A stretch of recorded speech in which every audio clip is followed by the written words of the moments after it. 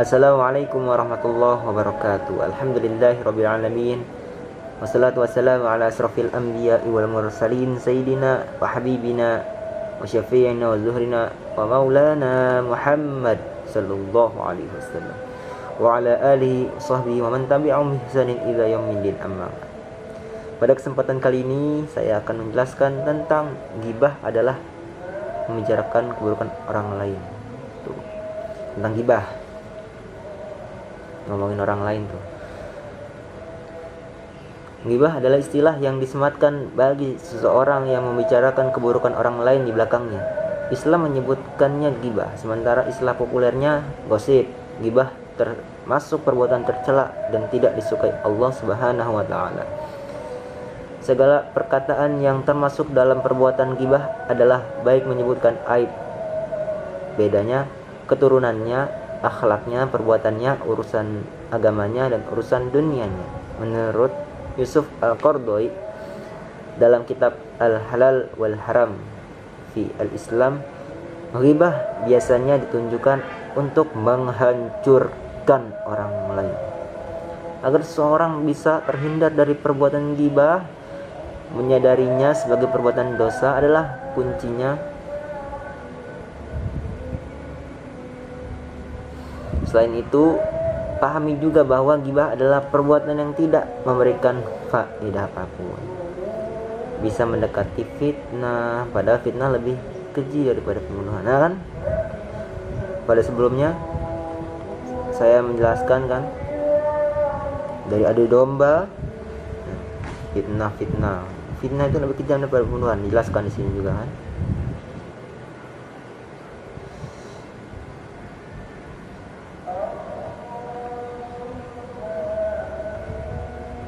Istilah ghibah secara etimologi berdasarkan Kamus Arab Indonesia berasal dari kata ghabaha yaghibu ghaiban, yang berarti gaib, tidak hadir. Berdasarkan etimologi ini dapat dipahami ghibah adalah bentuk ketidakhadiran seseorang dalam sebuah pembicaraan. Menurut Kamus Besar Bahasa Indonesia, ghibah adalah kegiatan membicarakan keburukan, keaiban orang lain seperti bergunjing. Sementara dalam Kamus Umum Bahasa Indonesia, ghibah adalah mengandung arti umpatan yang diartikan sebagai perkataan yang memburuk-burukan orang lain. Dalam Islam, ghibah bukan perilaku yang terpuji dan sangat dilarang karena beresiko menimbulkan fitnah, sebagaimana fitnah lebih keji daripada pembunuhan. Perbuatan ini selain menyebabkan tali persaudaraan putus, juga membuat seseorang yang melakukan dipenuhi dengan dosa karena mengungkap aib yang tidak semestinya dibicarakan. Berdasarkan pemahaman dari Hasan Saudi dalam bukunya Jerat-Jerat Lisan yang terbit tahun 2003, dijelaskan bahwa ghibah adalah menceritakan tentang seseorang yang tidak berada di tempat dengan sesuatu yang tidak disukainya, baik menyebutkan aib badannya, keturunannya, akhlaknya, perbuatannya, urusan agamanya, dan urusan dunianya. Memahami ghibah dari para ahli. Imam Nawawi berkata dalam kitab Al-Azkar mengikuti pandangan Al-Ghazali bahwa ghibah adalah menceritakan tentang seseorang dengan sesuatu yang dibencinya, baik badannya, agamanya, dirinya, fisik, pelakunya, hartanya, orang tuanya, anaknya, istrinya, pembantunya, raut mukanya yang berseri atau masam, atau hal lain yang berkaitan dengan penyebutan seseorang baik dengan lafaz, tanda, ataupun isyarat. Soal Qadawi mendefinisikan makna ghibah sebagaimana dijelaskan dalam kitab Al-Halal wal Haram fi Al-Islam sebagai berikut. Ghibah adalah suatu keinginan untuk menghancurkan orang, suatu keinginan untuk menodai harga diri, kemuliaan, dan kehormatan orang lain, sedang mereka itu tidak ada di hadapannya. Dasar hukum ghibah dalam Al-Quran surat Al-Hujurat ayat 12, yang artinya, hai orang-orang yang beriman, jauhilah kebanyakan buruk sangka atau kecurigaan, karena sebagian dari buruk sangka itu dosa, dan janganlah mencari-cari keburukan orang lain, dan janganlah menggunjingkan satu sama lain. Adakah seorang di antara kamu yang suka memakan daging saudaranya yang sudah mati? maka tentulah kamu merasa jijik kepadanya, dan bertakwalah kepada Allah. Sesungguhnya Allah Maha Penerima Taubat lagi Maha Penyayang. Tafsirnya menurut Kementerian Saudi Arabia, wahai orang-orang yang beriman kepada Allah Subhanahu wa taala dan menjalankan apa yang menjalankan apa yang disyariatkan, hindarilah kebanyakan dari tuduhan tanpa ada sebab-sebab dan alasan yang tepat, karena sebagian dari prasangka itu dosa, seperti berburuk sangka kepada orang yang secara lahir tampak baik. Janganlah kalian mencari-cari aib orang-orang yang beriman. Janganlah salah seorang dari kalian menyebut tentang saudaranya dengan hal yang tidak disukainya, karena menyebutkannya dengan apa yang tidak disukainya itu seperti makan bangkai saudaranya. Jijik kan?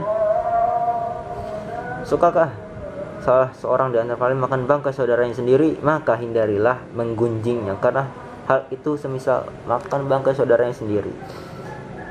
Bertakwalah kepada Allah dengan mengerjakan segala perintahnya dan menjauhi segala larangannya. Sungguhnya Allah Maha Penerima Taubat dari hamba-hambanya yang bertobat padanya, Maha Penyayang kepada mereka.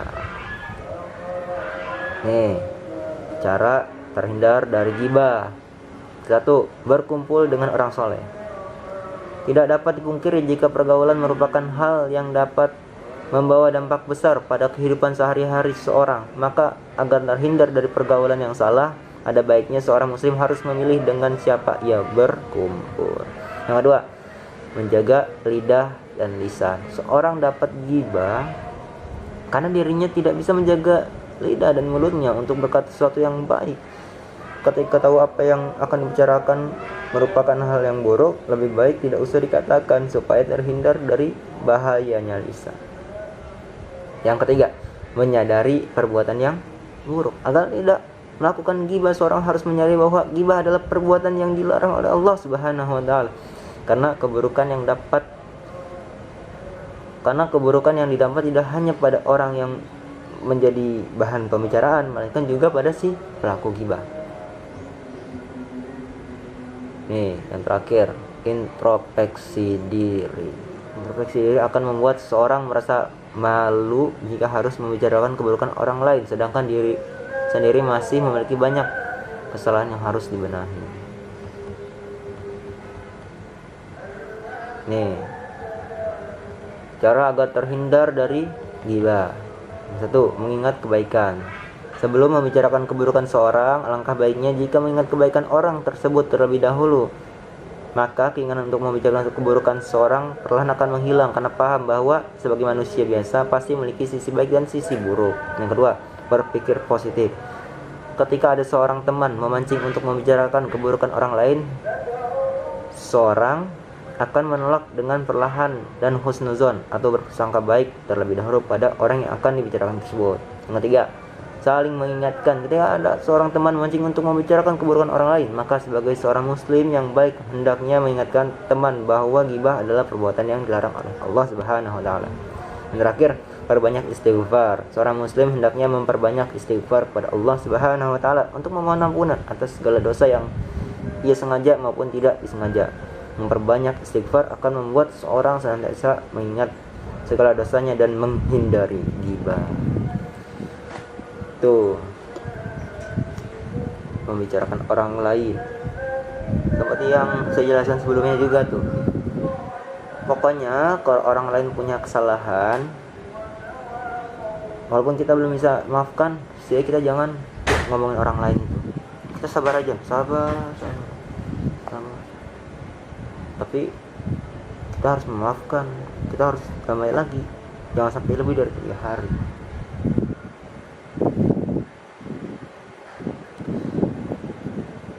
Intinya ya, ghibah itu gak boleh lah, ngomongin orang lain tuh gak boleh. Udah, seburuk-buruk orang lain lebih buruk kita, itu yang harus pikir. Orang ini buruk kan juga kita introspeksi diri, kita lebih buruk daripada dia, ngapain kita ngurusin dia, mending kita urusin diri sendiri. Kita perbaiki adab, akhlak, semuanya kita perbaiki dari kita lah. Kan kalau kita baik, orang lain juga merasakan kebaikan. Siapa tahu dengan kita baik, orang lain akan mengikuti kita, gitu, mengikuti kita agar dia juga sama-sama baik gitu. Jadi kamu tuh kayak contoh teladan gitu. Mungkin hanya saja yang bisa saya sampaikan, kurang lebihnya mohon maaf. Semoga dapat dipahami kata-kata